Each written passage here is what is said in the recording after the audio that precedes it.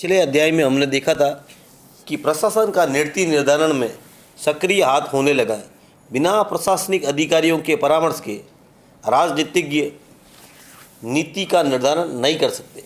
इसमें ये दूसरा बिंदु आता है राजनीति प्रशासन में समानता, वह है प्रदत्त व्यवस्थापन। प्रदत्त व्यवस्थापन को पहले हम समझेंगे। प्रदत्त व्यवस्थापन का अभिप्राय यह है कि अत्यधिक कार्यभार, कानूनों की जटिलता, संकट काल की स्थिति का सामना करने के लिए विधायिका विधेयकों की केवल रूपरेखा तैयार करती है। उन्हें प्रशासनिक अधिकारी ही विस्तृत रूप देते हैं। प्रदत्त विधान की संपूर्ण धारणा ने राजनीति व प्रशासन के विभाजन को अर्थहीन सिद्ध कर दिया है। स्पष्ट है कि इस पद्धति के कारण प्रशासक कानून निर्माता भी बन गए हैं, जिससे प्रशासन एवं राजनीति का पृथक्करण अतीत की वस्तु बन गए हैं।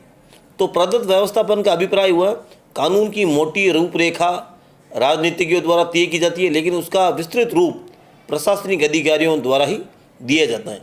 तीसरा बिंदु राजनीति और प्रशासन समानता का है राजनीतिज्ञों की व्यस्तता।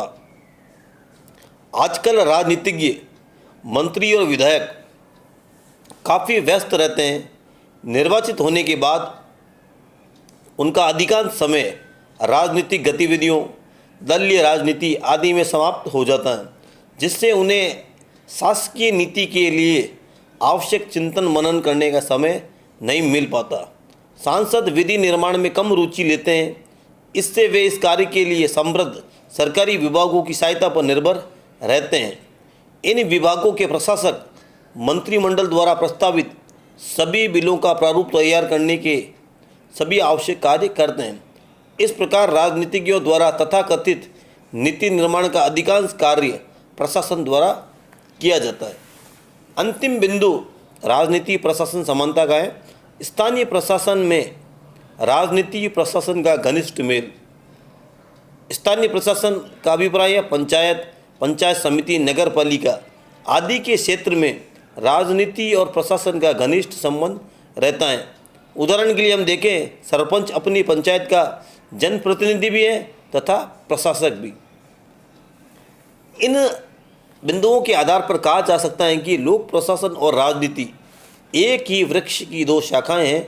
प्रकाश और छाया की भांति राजनीति और प्रशासन एक दूसरे के भीतर अदृश्य रूप में समाये रहते हैं। विशेषतः उच्च स्तरों पर जहां राजनीतिज्ञ मंत्री नीतियों का निर्माण करने के साथ ही उन्हें उनके क्रियान्वयन का व्यापक रूप में अधीक्षण भी करता है।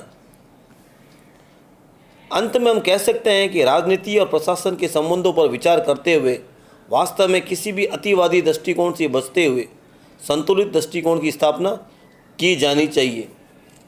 राजनीति और प्रशासन में वर्तमान समय में घनिष्ठ संबंध पाया जाता है। धन्यवाद।